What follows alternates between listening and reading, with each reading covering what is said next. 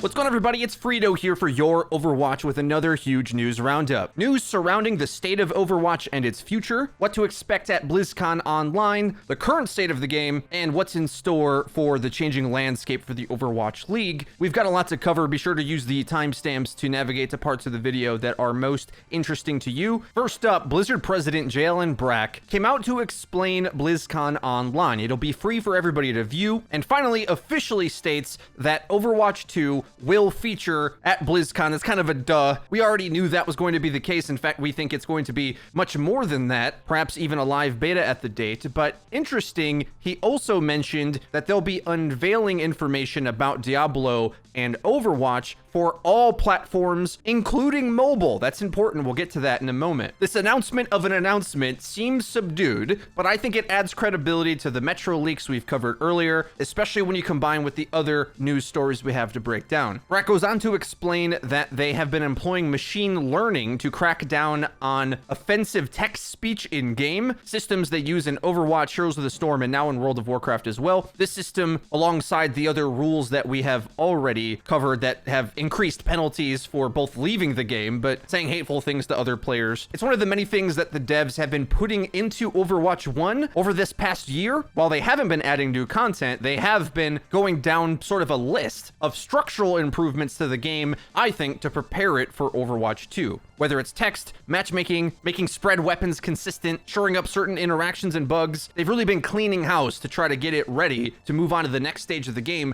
But I will note that I think we should expect, now that it's November, for that to cease. Maybe one more major patch before the end of the year, but normally around this time, the dev team takes some time off to be with their families for the holidays, so I expect things to slow down considerably until the sequel drops. But that being February, it is only a few months away. That will at least know something about it, if not be able to play in the beta. Also with BlizzCon Online, Neri reminds us that last year they did crossover skins for Overwatch and many of their other games, where you'll get a skin for like a StarCraft character, for example, into Overwatch. A cool reply I found was suggesting Tychus as a skin for Roadhog, which I think is so perfect. I hope they actually do that, but maybe that's just the StarCraft fanboy in me. Now, the statement Brack said about Overwatch 2 and Diablo seems minor, but it was broad enough to imply that there may be more than we think, especially when you combine with a Activision earnings call that has been quite revealing to a few different things about what Blizzard and Activision are doing with their IPs. First of all, it's been no secret to anybody that they have been wanting to get more into mobile gaming with a massive install base of pretty much everyone and much more lucrative microtransactions. Oftentimes, publishers just love trying to transition into mobile, and it was brought up in the most recent earnings call that that's where they're going to attempt to attack moving forward. Now, we already knew that they were looking to go that direction with Diablo Immortal, which the announcement of was a massive fail 2 BlizzCons ago, and it's my suspicion that they're going to look to curb that moving forward. They definitely want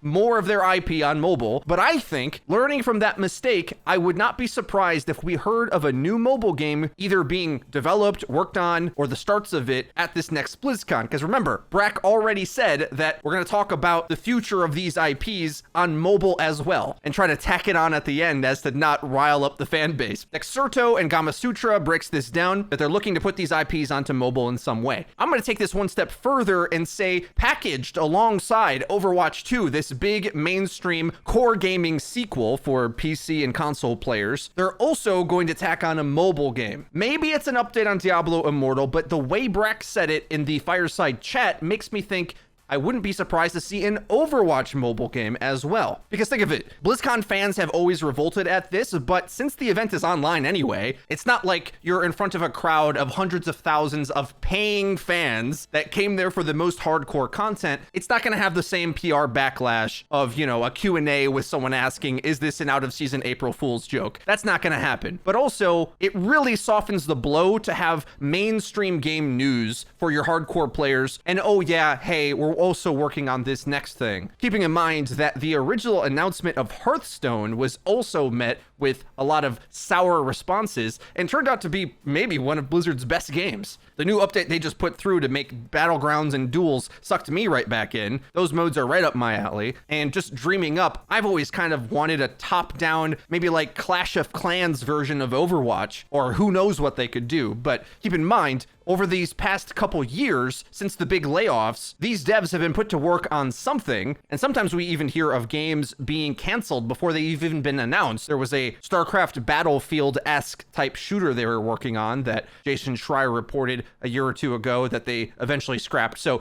this isn't out of the realm of possibility. I've been to Blizzard, and they've got a lot of closed doors you're not allowed to go into, let's put it that way. I know some players might not be excited at the potential of that being announced, but you heard it here first. If it does eventually happen, I think it would be a pretty solid business move. Call of Duty Mobile is bringing in tons of money for them, and they want more cracks at that. Next up, also coming out of this earnings call, was a stat that many Overwatch fans were maybe surprised to hear. Overwatch has 10 million monthly active users. Now, this number to me is quite deceiving because it's never very clear how these companies go about obtaining what is a user. Do they just have to sign in? Sometimes I think that is the requirement, but maybe it's like 5 minutes of playtime in a month or something. Who knows how they come to these exactly, but when you start to count up all the different platforms Overwatch is on, 3 consoles and PC, and think about the fact that it's a global game, competitive in just about every region, maybe not the top game, but up there, whereas a lot of games that come to your mind are more biased towards either the East or West. Overwatch is spread out throughout the entire globe, so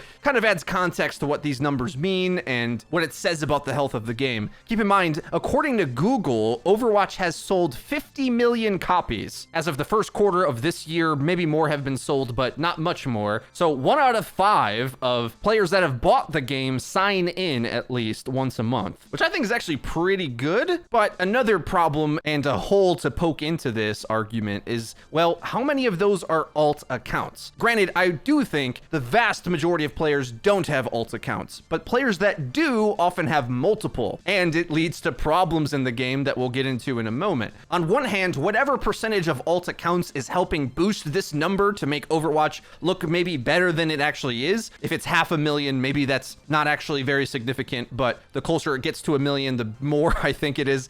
The problem is if you play ranked, you start to feel like half of the players that are actively playing have alt accounts or are using them, which I think kind of skews our perception of this. Speaking of ranked, Season 24 is ending in a day, and normally in these videos, I try to give you guys some lead time so that you're aware, so you can get your games in to reach whatever goal that you're trying to get to before the season ends. However, ranked has been so bad these past couple weeks that I do not advise you even sign back in if you haven't. Things are getting so rough in ranked that I advise that you pretend like it doesn't exist, and your enjoyment of Overwatch will go through the roof. Because everything else Overwatch does is a massive success, and ranked is a failure as far as I'm concerned. And I'm not the only one. So many content creators and players aren't happy with the rank system. Between alt accounts, cheaters, and griefers, regardless of the rank you're playing at, it can be a thoroughly unrewarding experience. Now, I'm gonna be brief in my rantings about ranked. I wanna put together a separate video that says the final word of the Overwatch 1 ranked experience that I hope they take serious look to changing in a variety of ways for Overwatch 2, because it's safe to say that this is a pretty universal agreement that Overwatch played with randoms is not very good. In fact, no ranked system in any game is very good, but Overwatch's is the worst that I've ever played for a host of different reasons. Perhaps the biggest concern of all, one that may be amplified if Overwatch does go free to play like I expect it to,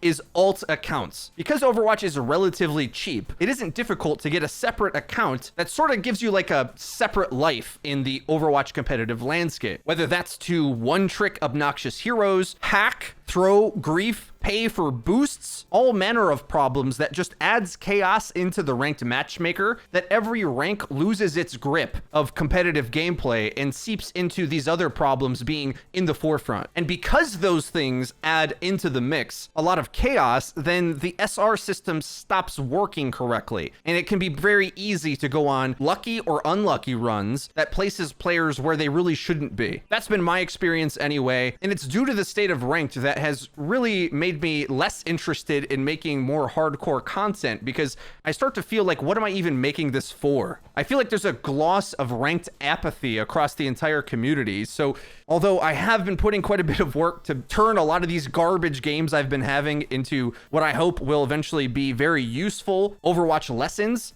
I almost just don't want to even support the system or advise anybody to play it, and instead just play Quick Play, which has MMR anyway. I found this on Twitter, and it just perfectly encapsulates what so many players feel. Faye says, "No, I wouldn't say I play Overwatch anymore. I just open up the game, accept pain for 4 hours, watch the funny little numbers on my profile go up and down, then I close it." It's such a great way to describe it, because even when you rank up, there's just a new set of problems you have to deal with. Unless you're a full-time streamer or pro-level player, the games never really feel competitive, and frankly, a lot of times their games don't feel competitive either. And to be honest, based on the queue times that Ranked has been showing me, at either low masters on DPS or near GM on support, I get 10+ minute queues anyway. And I'm not even gonna get into talking about tank this season, which has felt absolutely impossible to win reliably on, partially due to all these other problems. But I'll get into more in depth with that with my next video on this subject. Hopefully when the new season kicks off, after tomorrow ends and season 24 is over, things may improve, but with any luck, due to the abysmal games I've had, I can make some great guide content so that you guys can try to win if you do plan to try to stick it out and work on your own personal improvement, which is the